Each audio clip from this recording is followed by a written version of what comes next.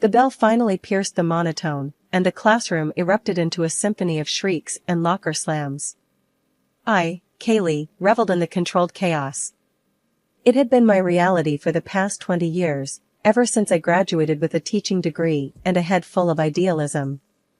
My parents, bless their practical hearts, had urged me towards a stable career, accounting, maybe law. But the thought of spending my days hunched over numbers or arguing legalese sent shivers down my spine. "Ms. Evans! Ms. Evans!" A small hand tugged at my sleeve. I looked down to see Lily, a wisp of a girl with bright, curious eyes, bouncing on the balls of her feet. "Yes, Lily? Can I stay after school again today? I finished all my homework, and I really want to talk about that book you mentioned." A smile tugged at my lips. Lily was one of those rare students who devoured knowledge like candy. Most afternoons, she'd linger after class, peppering me with questions about everything from black holes to the intricacies of Shakespearean sonnets. "Sure, kiddo," I said, ruffling her hair. "But on one condition, we grab a healthy snack first. No heroics can happen on an empty stomach." She giggled, her smile infectious. "Deal." The school day ended with a chorus of goodbyes, and Lily bounced towards the front door, searching for her usual ride. Today, however, wasn't her mom waiting, but a man I hadn't seen before. Tall and broad-shouldered, he had a warm smile that crinkled the corners of his eyes. "Hey, Lily," he boomed, crouching down to her level. "You ready to ditch this place?" Lily squealed with delight and launched herself into his arms. "Uncle Mark. This is Ms. Evans, my favorite teacher." Mark extended a hand towards me. "Mark Miller, nice to meet you. Lily talks about you all the time." His handshake was firm, his eyes holding mine for a beat longer than necessary. A blush crept up my neck, and I mumbled a greeting. "So, Ms. Evans," Mark continued, a playful glint in his eye. "You must be some kind of superhero to keep this little tornado focused all day." Lily giggled, and I found myself smiling back. "She's a bright one, that's for sure. A pleasure to have in class." Over the next few weeks, Mark became a regular fixture in the afternoon pickup routine.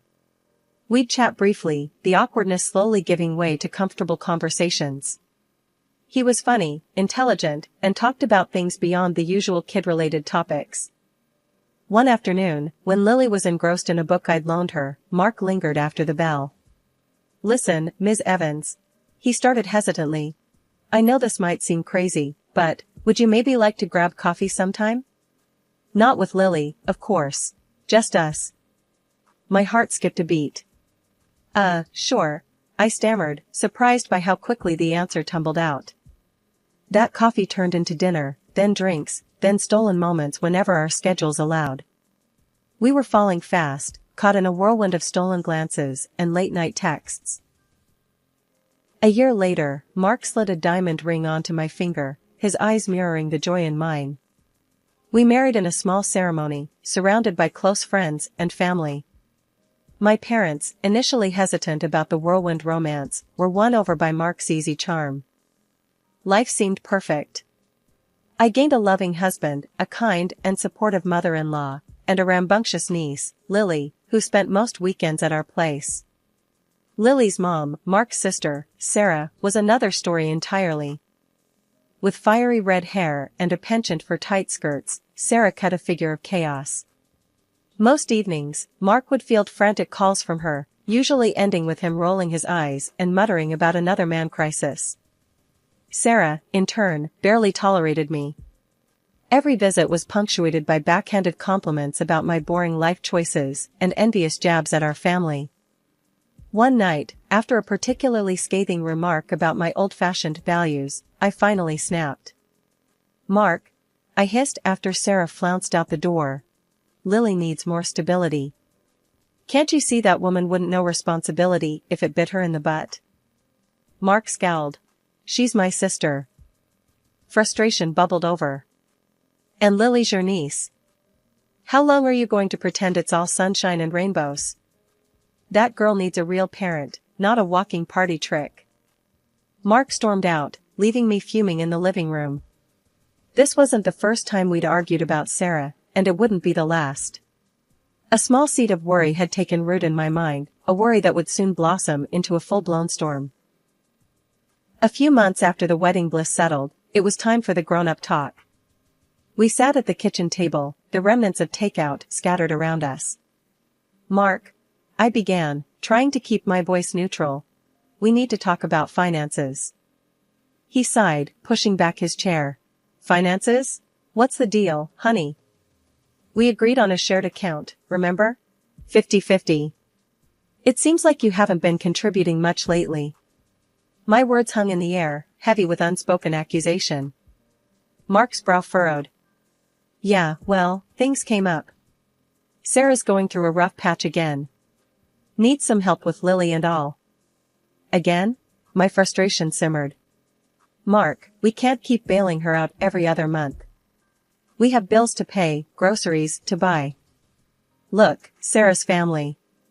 I gotta help her out, alright?" His voice was laced with a defensive edge. "And what about our family?" I retorted, my voice rising a notch. "Isn't Lily our family too? You're basically paying for their meals with our money." Mark slammed his fist on the table, making me jump. "Don't you get it, Kaylee? They need it more than we do. You keep the damn house clean, that's your contribution. Stop nagging about every dime." The anger in his voice startled me. This wasn't the easygoing Mark I married. This was a man with a secret, and a growing resentment towards me. I swallowed the lump in my throat, refusing to be bullied. "That's not fair, Mark. We agreed on a system, and you're breaking it." He scoffed. "Life happens, honey. Deal with it." With that, he stormed out, leaving me alone in the cold silence of the kitchen. The takeout tasted like ash in my mouth. Mark's outburst confirmed the gnawing suspicion in my gut, something wasn't right with Sarah's rough patch.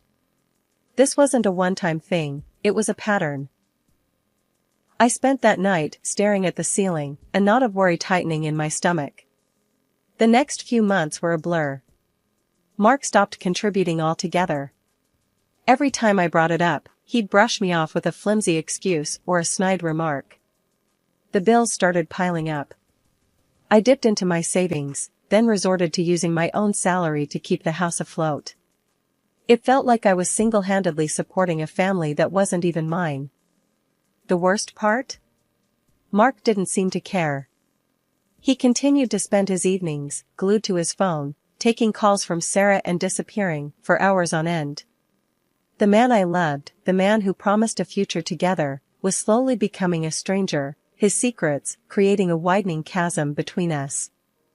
6 months crawled by, each day a monotonous echo of the last.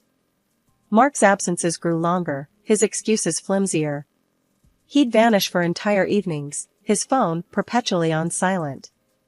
When he did grace us with his presence, it was a fleeting hello and a quick goodbye, his attention glued to his phone like a lifeline. Family dinners at my in-laws became a painful charade.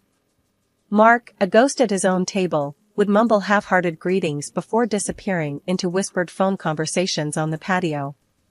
My mother-in-law, bless her perceptive heart, would shoot me concerned glances, her silence speaking volumes. One night, after another empty silence settled over our dinner plates, I snapped. Mark, barely acknowledging my presence, shoved his food around the plate with a restless energy that made my skin crawl. "Mark," I said, my voice tight with frustration, "we need to talk." He glanced up, a flicker of annoyance crossing his face. "About what, honey?" "About you. About us. About where the hell you were all the time." The words tumbled out, a dam bursting after months of pent-up emotions.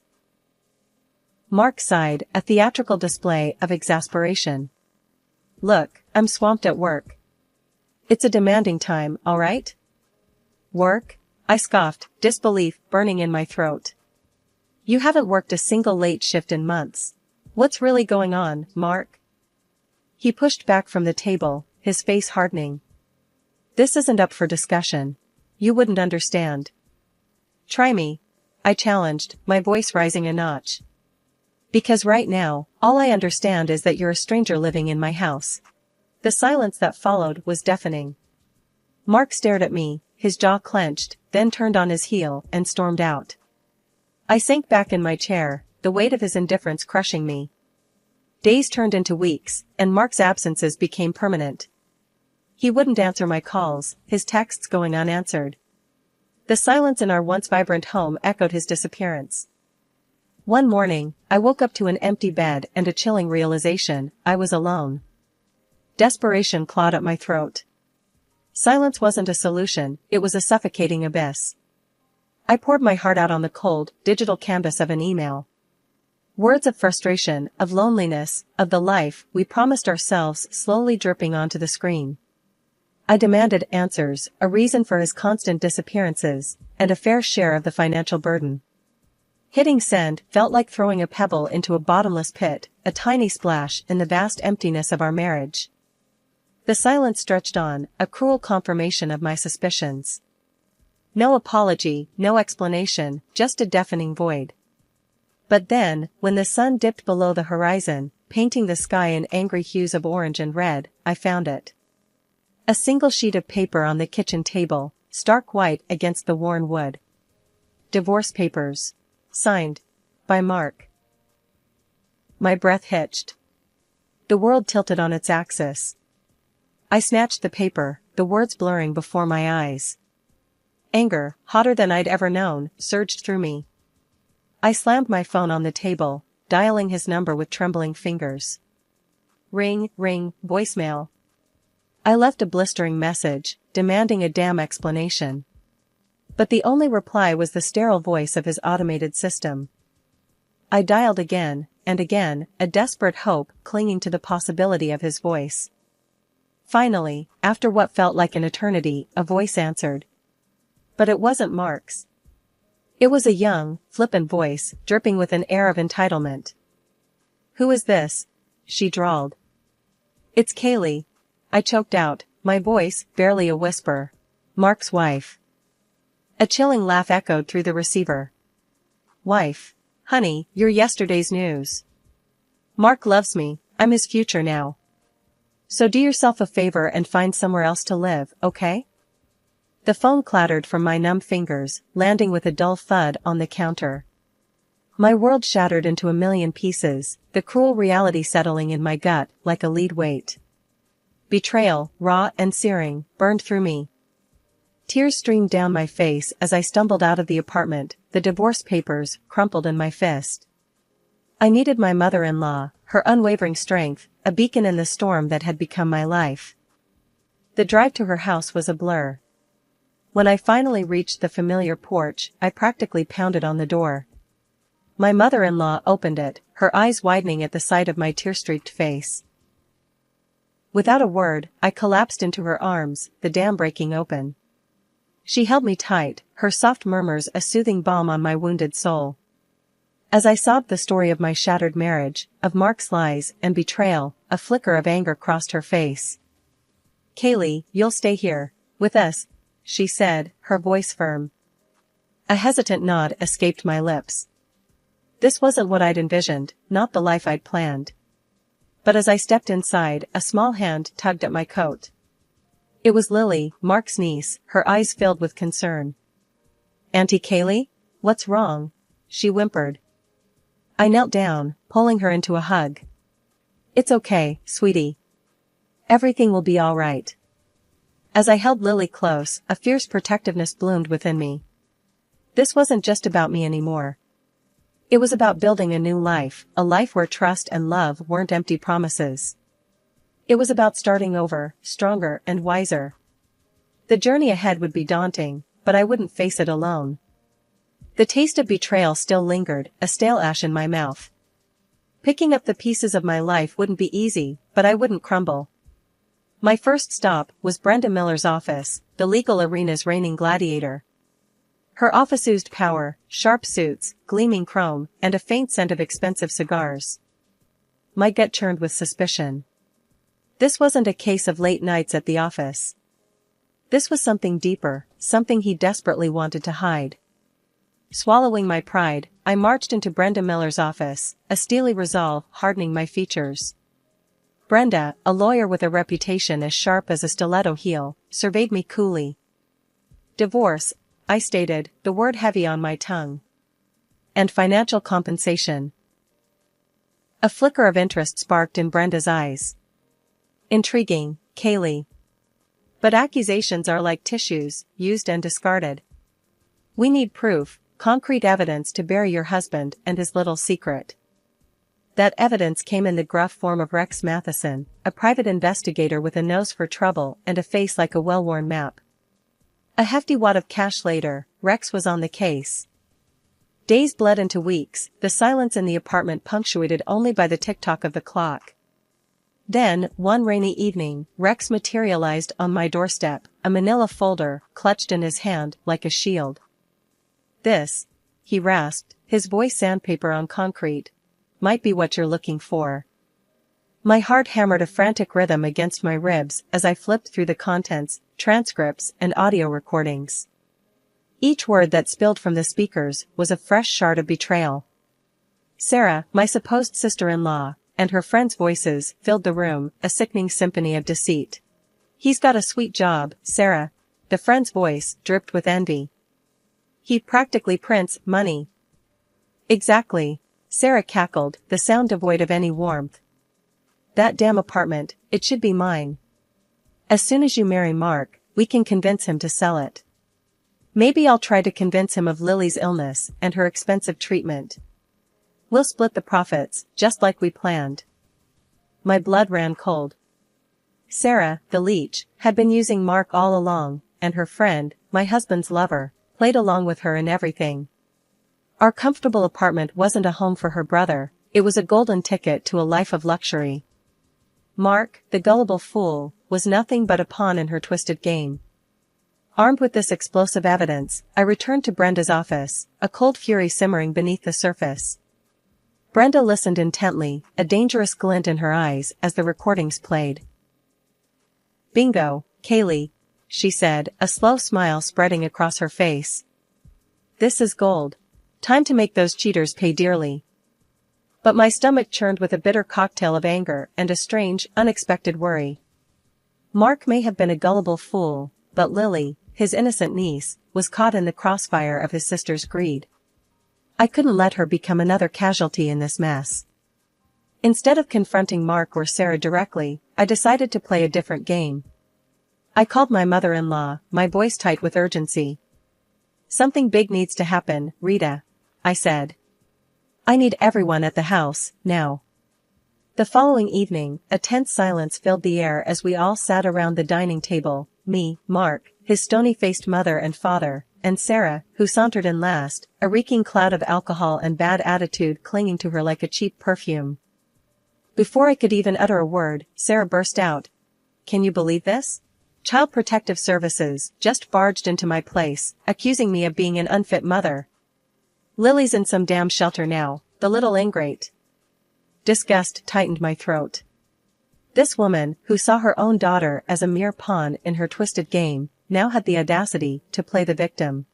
Sarah continued to rant, oblivious to the storm brewing in my eyes. It was then, with a steely voice that surprised even myself, that I spoke. "Actually, Sarah," I said, leaning forward, "I contacted Child Protective Services." The room fell silent. Sarah's eyes widened, her drunken stupor momentarily forgotten. Mark gaped at me, his face a mask of confusion. "You what?" Sarah shrieked, her voice laced with a dangerous edge. "Why you meddling?" "Because, Sarah," I cut her off, my voice unwavering, "you are a terrible person. You used your own brother for money, and now you're willing to throw your own daughter under the bus to get what you want. Lily deserves better than that." Sarah lunged at me, a feral snarl contorting her face. Before she could connect, Mark, bless his slow-on-the-uptake self, finally reacted, grabbing her arms and holding her back. "Get your hands off me!"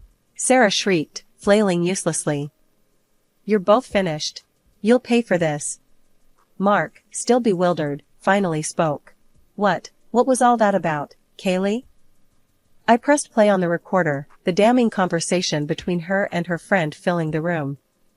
Mark's face drained of color with each passing word. Shame and disbelief flickered in his eyes as he heard his sister's cruel assessment of him, a mere ATM to be manipulated. Sarah, cornered and desperate, erupted. "This is bullshit," she shrieked, her voice laced with a barely concealed tremor. You have no right to stick your nose in our family business. This isn't your place." Ignoring her outburst, I kept my gaze fixed on Mark. This was his moment of truth, the moment he saw his sister for who she truly was, a scheming manipulator. Rita, my normally composed mother-in-law, joined the fray. "Sarah, how could you?" Her voice, usually laced with warmth, dripped with disappointment. This is betrayal of the worst kind." Sarah scoffed, a cruel twist of her lips, the only response. "Betrayal?" she sneered. "Please, spare me the dramatics. This was always the plan. First, soften Mark up, then that fancy apartment becomes mine. And after that," she continued, her voice dripping with malice, "it's your turn, old folks. Your retirement nest egg looks mighty comfortable." The revelation slammed into Rita and John like a physical blow. Their eyes widened in horror, their faces a mask of betrayal.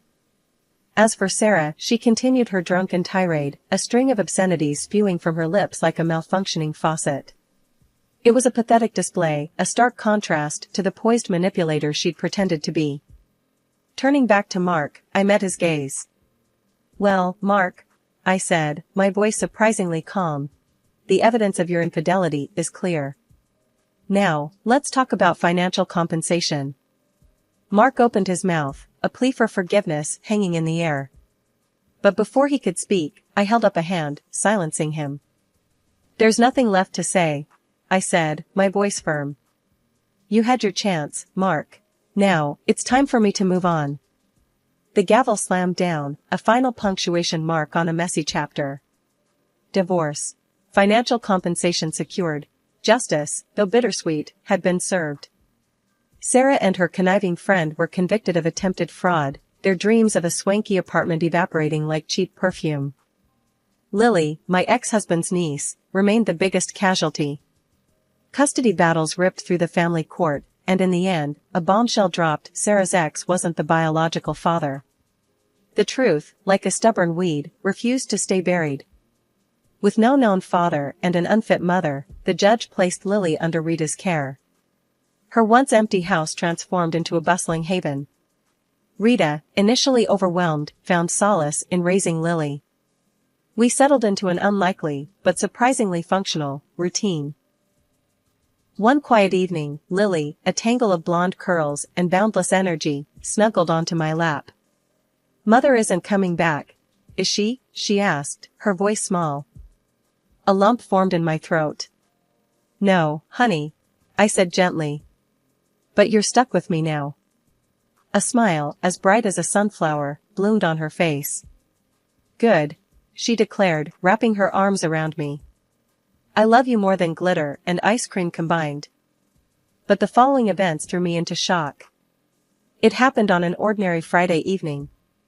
Rita and John, my ex-in-laws, sat across from me, their faces etched with a mixture of sadness and resolve. "We changed the will," John stated bluntly, his voice gruff. "The house, the savings, everything goes to you and Lily." My jaw dropped. "But, why?" I stammered, completely thrown off guard. Rita reached out and squeezed my hand, her eyes filled with a complicated mix of emotions. "You opened our eyes, Kaylee," she said softly. "We see Mark for who he truly is now, a spineless fool easily manipulated by his own sister." "But what about Mark?" I asked hesitantly. "He's your son." John's face hardened. "Blood doesn't mean everything, Sarah. He made his choices, now he has to live with them." Rita chimed in, her voice firm. "You and Lily, you're the family we have left. You've been there for us, for Lily, and that's worth more than any blood tie." Life continued its steady march forward. The house, once echoing with emptiness, was now filled with Lily's infectious laughter and Rita's gentle guidance. We were an unlikely family, a hodgepodge of heartbreak and resilience, but it worked.